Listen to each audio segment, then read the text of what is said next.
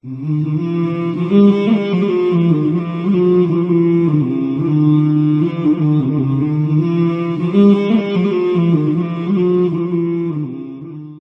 کا تقاضا یہ ہے کہ جو اللہ تعالیٰ نے قرآن مجید میں آپ کو حکم دیا، لوط علیہ السلام نے جب اپنی قوم کو بے حیائی کے خلاف دعوت دی ہے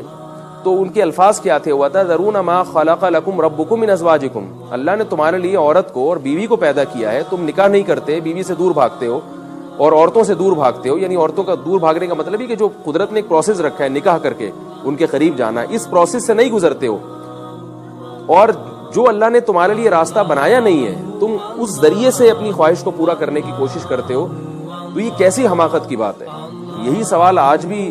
قرآن ہم سے کر رہا ہے کہ جو قدرتی طریقہ ہے جو ہزاروں سال سے چلا آ رہا ہے کہ بھئی لڑکا جب بالغ ہوتا ہے تو اس میں ایک سیکچول ڈیزائرز پیدا ہوتی ہے، ایک لڑکی میں پیدا ہوتی ہیں، تو ان دونوں کا نکاح کرایا جائے اور ایک اسی جو ہے نا جو ایک ہمیشہ سے ایک سلسلہ چلا آ رہا ہے اسی سلسلے پہ چلا جائے تاکہ مرد بھی جوان رہے، عورت بھی جوان رہے، ان کی صحت بھی اچھی رہے.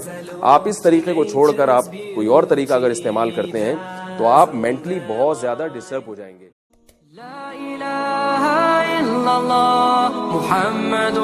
رسول اللہ.